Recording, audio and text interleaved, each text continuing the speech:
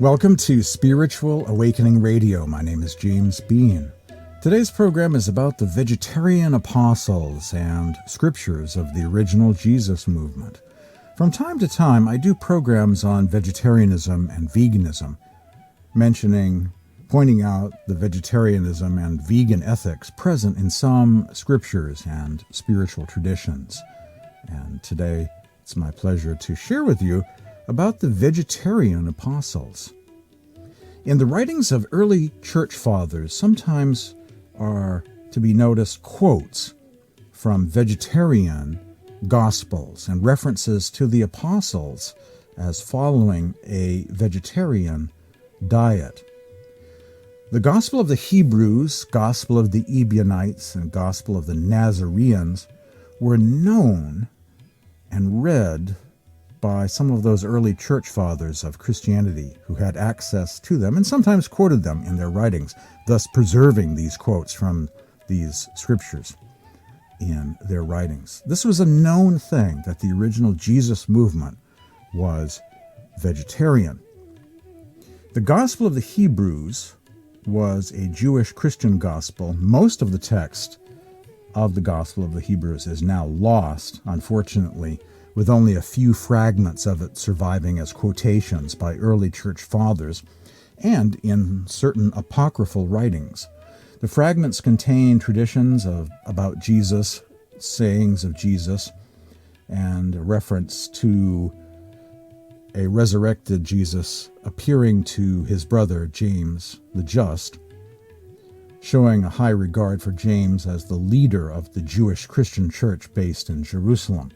The Apostle Paul mentioned this account of a resurrection appearance of Christ to James the Just in his letter known as 1 Corinthians, and scholars usually date the composition of 1 Corinthians to between 53 and 57 AD.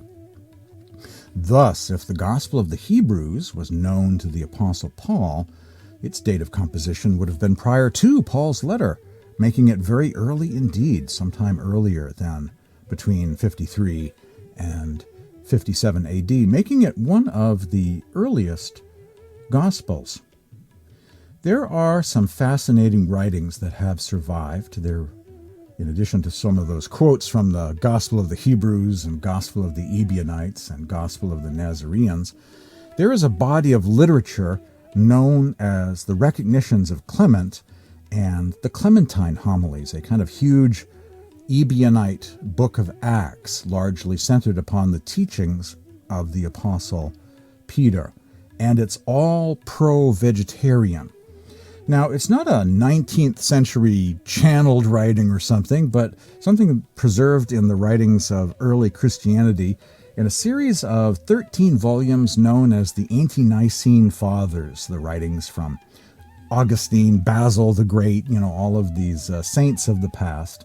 Actually, I'm not sure about Augustine. There's Basil the Great and Clement of Rome and some of those very early saints and fathers of early Christianity from those first 3 or 4 centuries AD. And so this is not a new writing. This is something known to people who are scholars, who have attended seminary. These are books to be found on the shelves of most seminary libraries and have been with us for most of the last 2,000 years. Just not too many people have known about it. Most have this kind of Sunday school notion about disciples eating fish, hanging out in Galilee. And I suppose they imagine these disciples just staying young forever, selling fish, perhaps opening a Jesus fish store somewhere in Galilee, something like that. In the New Testament, the lives of these disciples trails off into the fog. They recede into the background. Half of the New Testament is authored by the Apostle Paul.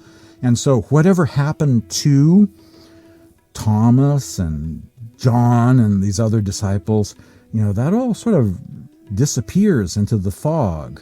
And you don't really get to watch those disciples get older and follow them as they become, in their own right, mature, adult, spiritual teachers, getting older. You don't really get that history in the New Testament. You have to rely upon other texts, such as the Clementine Homilies, Also, various acts of different apostles. In the Syriac dialect of the Aramaic language are preserved various acts of the apostles, acts of Thomas, acts of John, acts of Peter, and so on. So there really are many ancient texts we can call upon to learn more about the apostles, as well as there are quotes, as I mentioned, from the writings of early church fathers. John never ate meat. James, the brother of the Lord, lived on seeds and plants and touched neither meat nor wine. The Apostle Thomas, this is from the Syriac, Acts of Thomas. He continuously fasts and prays, and abstaining from the eating of flesh, unquote.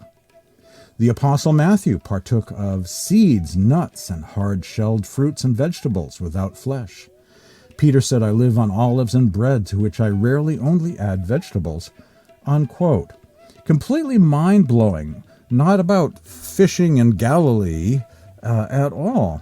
A whole different world starts to open up as you realize that there are these other texts, and that some of them are quoted by early church fathers, so these are not unknown to the people of the first few centuries A.D. Meet the vegetarian apostles, the leadership of the original Jesus movement. The first followers of Jesus, also known as Ebionites or Nazareans, were not only kosher, but also strictly adhered to a vegetarian diet.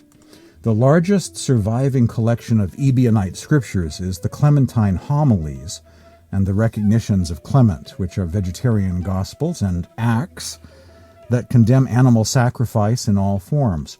For example, in the Book of Homilies, it states that God does not want animals killed at all and condemns those who eat meat. And the passages below also show that the Ebionites' diet was vegan, plant-based, as there are no references to eggs or dairy, milk. No animal products are mentioned at all. They, the apostles, embraced and preserved in a strenuous and a laborious life, with fasting and abstinence from wine and meat. That's a quote from Eusebius, church father and historian, from his book, Proof of the Gospels. From St. Peter, I live on olives and bread, to which I rarely only add vegetables. That's from the Clementine Homilies, chapter 12, and is also found in a parallel document that's got some of the same material in it, known as the Recognitions of Clement, from chapter 7. Matthew, and happiness is found in the practice of virtue. Accordingly, the Apostle Matthew partook of seeds and nuts, hard-shelled fruits and vegetables without flesh. That's a quote found in the writings of Clement of Alexandria, the Instructor, Book 2, Chapter 1. Clement of Alexandria, a famous theologian and early church father, discussing the diet of the Apostle Matthew and describing it as being vegetarian. The Apostle Thomas, he continuously fasts and prays, and abstaining from the eating of flesh and the drinking of wine. He eats only bread without salt, drinks only water, and wears the same garment in fine weather and winter, accepting nothing from anyone, and gives whatever he has to others. Acts of Thomas, chapter 20. Now, the fact that he wore the same clothes all the time doesn't really interest most people, I'm sure, but his diet of not eating flesh, but a plant-based diet, is probably mind-blowing news to some people. John never ate meat. That's a quote from an early church father, the scholar Eusebius, The History of the Church.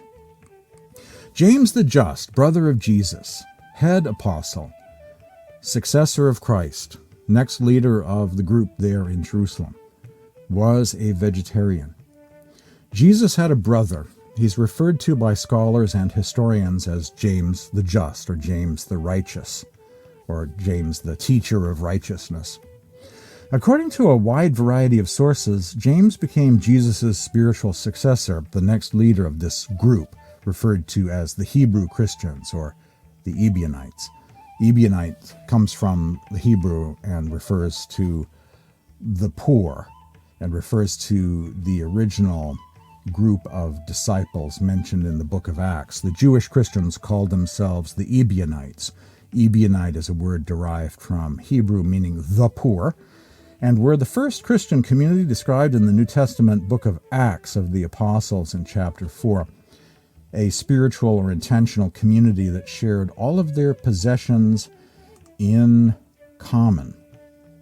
They're called the Ebionites, and their brand of Christianity, the original Christianity before Paul, if you will, has sometimes been called Ebionite Christianity, or they've been called the Jewish Christians, the Hebrew Christians, or the Nazareans sometimes.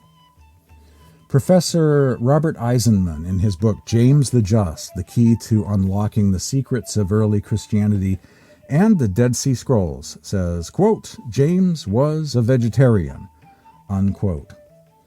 And this is from an early Christian document. James, the brother of the Lord, lived on seeds and plants and touched neither meat nor wine, unquote. James, the brother of the Lord, was holy from his mother's womb, and he drank no wine, nor strong drink, nor did he eat flesh, unquote, from Eusebius, The History of the Church. And furthermore, wouldn't everyone in Jesus' family, brothers and sisters, be following the same diet and ethical code? On what planet would parents raise one child to be vegetarian from birth, but another gets raised on a meat diet? You know, who does that? Do you know anyone who's ever felt strongly about vegetarianism to the point of having, teaching their child to be veg, but another child to not follow that diet? That makes no sense, does it? Keith Akers makes some great observations in his article, Was Jesus a Vegetarian? Quote, Eusebius says that James, the brother of Jesus, was a vegetarian, and in fact was evidently raised as a vegetarian, according to Ecclesiastical History, chapter 2. Why would Jesus' parents have raised James as a vegetarian unless they were vegetarian themselves, and raised Jesus as a vegetarian also? Eusebius also states in the Proof of the Gospel, chapter 3, that all of the apostles abstained from meat and wine, unquote. So much for hanging out with fish and living in Galilee forever.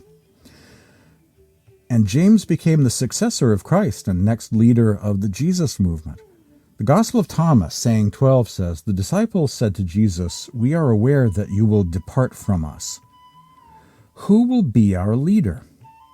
Jesus said to them, No matter where you come, it is to James the Just that you shall go, for whose sake heaven and earth have come to exist, unquote. That's from Bentley Leighton's translation of the Gospel of Thomas. Though never seeing eye to eye with the original Jerusalem community on many things, including the issue of meat eating, in his letters, in his epistles, even Paul, the apostle, confirms the leadership role of James the Just, the Lord's brother, pillar of the church, there in Jerusalem. And he himself followed this edict from the Gospel of Thomas, saying 12, and went to visit James the Just, seeking his blessings on a couple of occasions.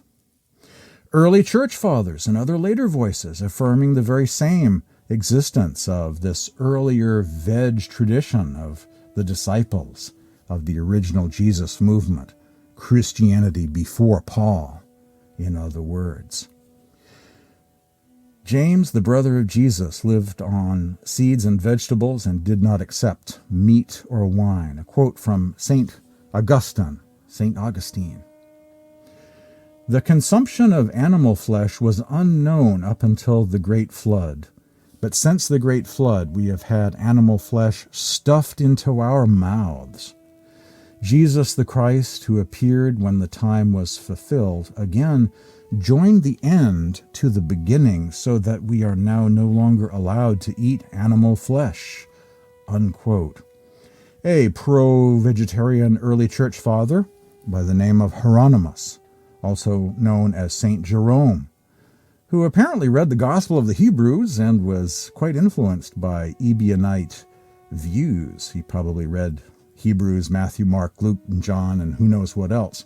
But he seemed to be considered orthodox, but very well informed about this veg tradition. And as you just heard with that particular paragraph, seems squarely on the side of the vegetarian point of view, even though he's considered an Orthodox saint in Orthodox and Catholic Christianity. Clement of Alexandria, quote, sacrifices were invented by men to be a pretext for eating flesh, unquote. Origen of Alexandria, the great theologian Origen, was a teetotaler and a vegetarian, and he often fasted for long periods of time. That's a quote from a source quoted by Wikipedia in the Wikipedia entry for Origen of Alexandria. And this is from St. Basil the Great, early church father, saint, and considered orthodox by orthodoxy and Catholic by Catholics.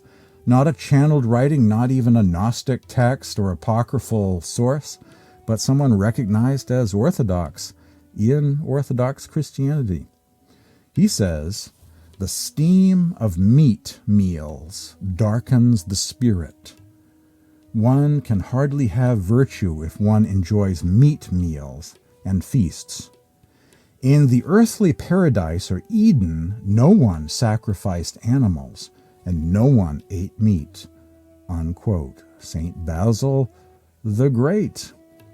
And so there you have it, evidence for the vegetarianism of the original Jesus movement, and even early church fathers, and including Orthodox ones, and early church historians are mentioning this vegetarian tradition present at the beginning of Christianity. Christianity before Paul, as I like to call it.